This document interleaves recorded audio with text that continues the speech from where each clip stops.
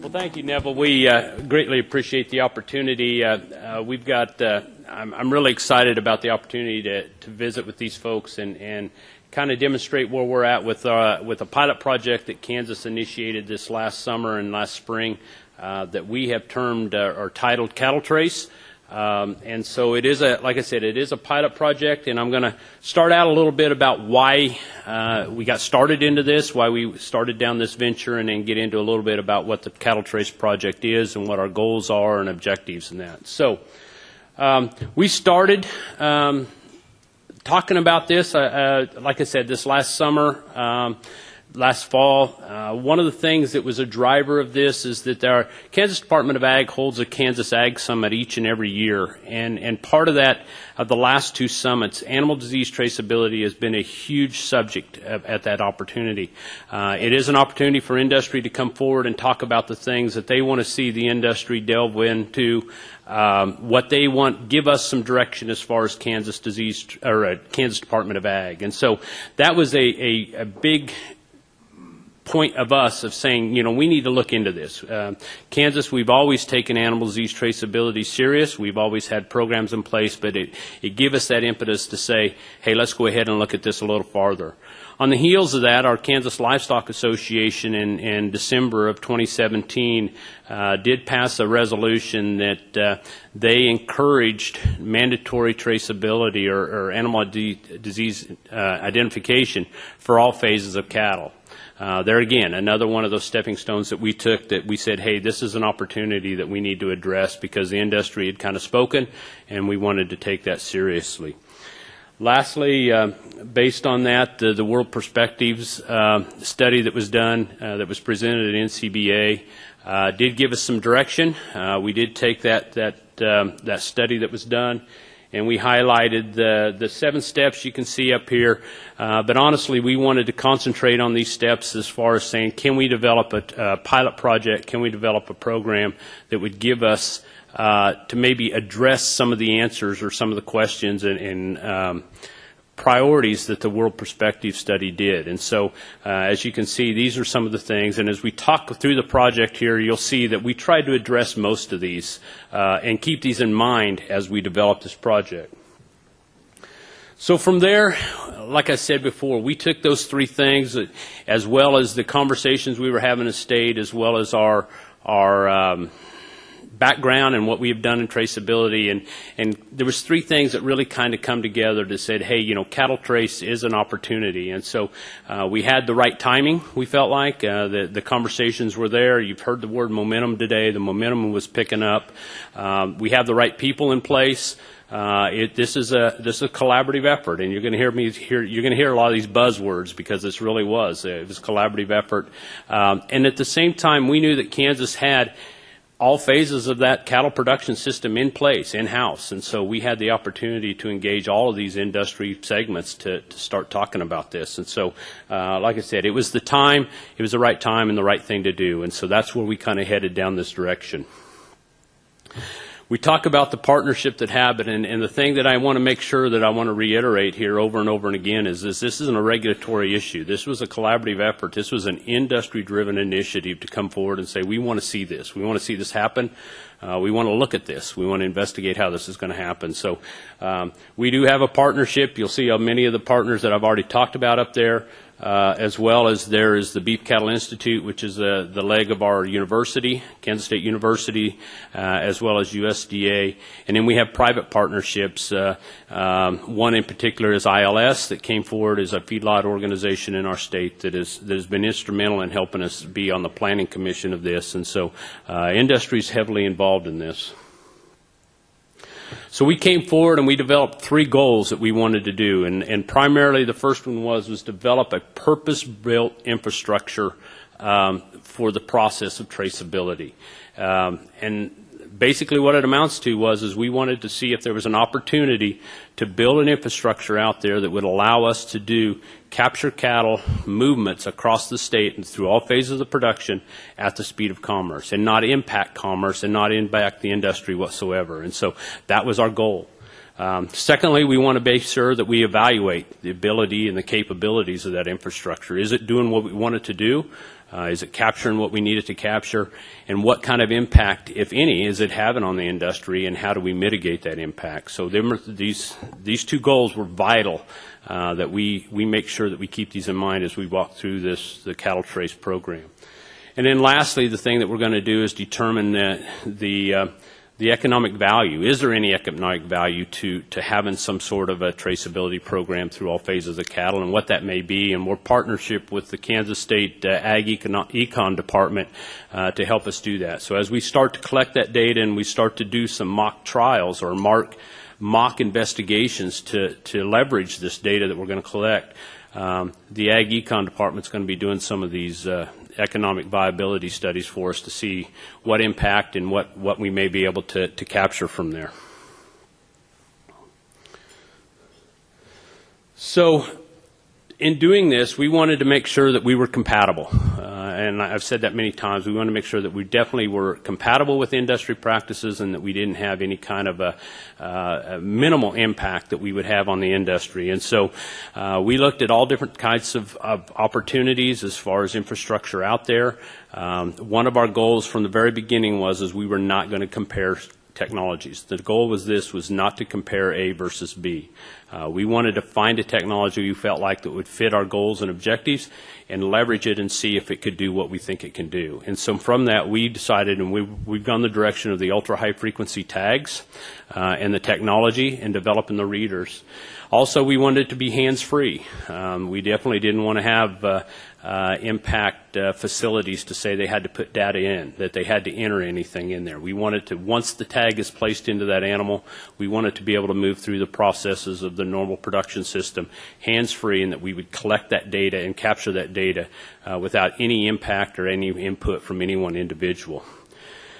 You'll notice that there's things, we're going to do that by capturing really minimal data points. We're interested in 4 data points is what it amounts to, and that is the official ID number of that animal, as well as the GPS coordinates of where that reader is located at that captured that read, and the date and time that it was done. We're not asking for any other input for this, for the cattle traceability program in that set. So there again, we're not asking for anybody to put in any ownership, any breed, any sex, anything of that sort. It's strictly, these are the 4 data points. And then when we do our tracebacks, we will know where to go back to look at that animal, to look for that animal, and know that that animal was sighted at that facility at this date and time. So where are we right now? We're in the process of recruiting. We're recruiting participants. We actually have all 3 of our major packers that have presence in Kansas are going to play with us. They are installing readers in an effort that we will be able to retire tags at that point in time. As well as we have developed a network of feed yards, as well as livestock markets. So you can see right now we've got 14 feed yards that are playing, as well as 7 livestock markets. And we're in the process right now of heavily recruiting our cow-calf producers. And it sounds really easy, but at the same time we've had to be really strategic in our efforts. We have goals that we're going to tag about 55,000 head of Kansas-based calves.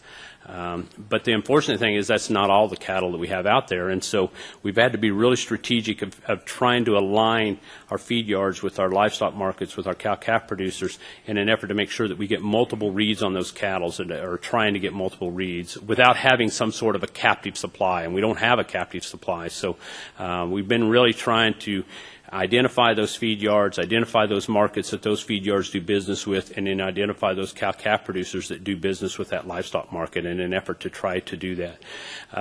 As well as we're going to do some direct marketing calves. We've got lines as far as calves that go directly to certain feedlots to try to demonstrate that phase of the production.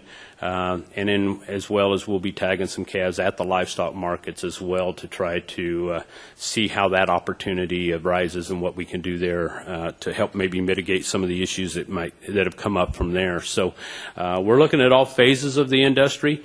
That's twofold. One is to investigate it, but it's also knowing that we want to start getting some data points as we walk through the process. We don't want to wait 2 years from now to get data in there to know that to be able to play to see whether it's successful or not. So we're going to instigate all phases of that production system and be tagging some calves and doing some readers. Like I said, our current recruitment is on the cow-calf producers, as well as trying to instigate some other reader locations out there and try to identify those key points, or what we call pinch points, as far as areas of the production system that reads might be advantageous to us to gather in that respect.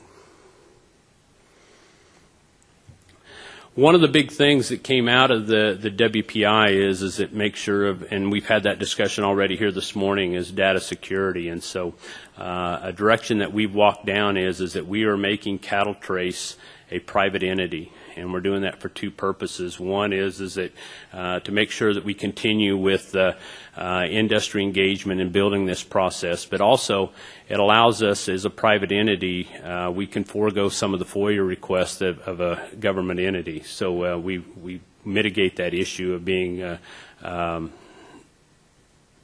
Freedom of Information Act. And so we developed a private entity. It is called Cattle Trace Incorporated.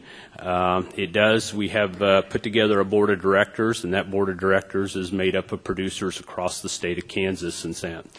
One of the things that has happened from that, then as we go into this project or this pilot, that board of directors was designated, but then it's allowed them to sign an MOU with our steering committee of the pilot project to go ahead and do the pilot project. And so basically they've turned over the operations and the process to us through an MOU to go ahead and do the pilot. But they are still a board of directors out there that will have access to that, that will have control of that program of the Cattle Trace Incorporation. And so they will have the data. Their data will have that. Then we will develop an MOU with the State Animal Health Department to make sure that we have access to that data when we need access to that data, and what those criteria are. And so that's in the process now. We have the corporation set up. We have the board of directors stood up, and we're walking down that process now to make sure that everything's in place, that that data will be secure in a third-party database. So where are we at right now? Basically, this last summer, as we talked about, we walked through the process of building the program. We determined our participation, how we were going to do it. We obtained tags. We're in the process right now of tagging calves.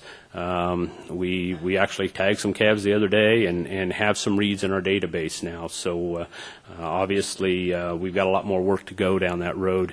We're installing readers at our facilities. We've worked with two companies that are involved in helping us install the readers and do the support on those readers. So we've got the readers set up in 3 to 4 livestock markets, as well as we've got them set up in our feed yards at this point in time. So we're increasing that.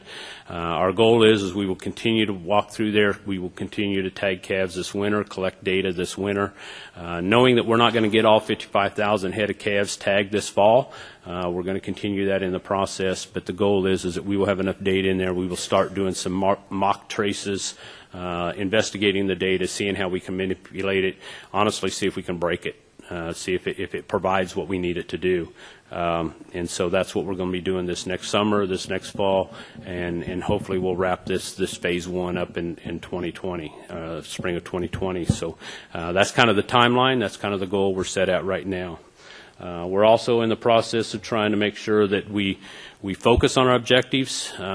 Honestly, that's been really hard to do. We've made it very focused. We've made it very narrow, that we wanted to do just make this concept disease traceability. And we all the time get the questions about what else can it do, what else can it do. It can do. We hope the infrastructure is going to be there to do a huge amount of things for the industry, for each participant to grab a hold of that infrastructure and leverage it for their own purposes. But our focus is disease traceability, and that's the direction we're going. And that's why we're only going to collect the 4 data points. But honestly, we hope that infrastructure is there that they can leverage for their own purposes and collect what they want to collect. Likewise, we're making sure that we're keeping the industry involved. We're trying to address the cow-calf concerns. I mean, the biggest question we get out of cow-calf producers, which I think is a hugely valid question, is what's in it for me? Why do this? And so I think that's a question that we've all struggled with, and we're working through that. I think that's where the opportunity of trying to demonstrate to them some of the ability to leverage that infrastructure for their purposes, for their economic purposes. And then we also talk about the insurance policy. You know, what it's in there for you is that this is some sort of an insurance policy down the road to where we can say we can exclude you from a trace if opposite. I mean, the perfect world would be that when there's a trace out there that I can say you're not involved. You know, we know you're not involved, and so go about your business, and we don't have to impact you. And so I think there's some insurance capabilities there in that respect. Lastly, we're still looking at the technology needs. I think we all know that we're a little limited on the UHF technology out there that's available to us as far as capability of tags and what tags are available. We elected to go with an official tag for the purposes of traceability.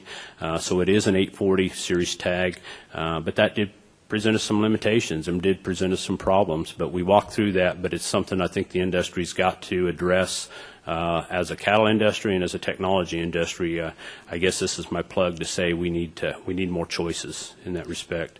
And then lastly, we just want to make sure that we're meeting the industry's interest. Like I said before at the beginning, the state has shown us that they have an interest in seeing traceability advanced in the state of Kansas, and we want to make sure that we meet that. So with that, we have a project manager in place. She's good at answering emails and Twitter accounts, and so if you have some interest in it, please go to the website, engage her, and we would, with that, I'll stand down, and I think we're going to answer questions at the end.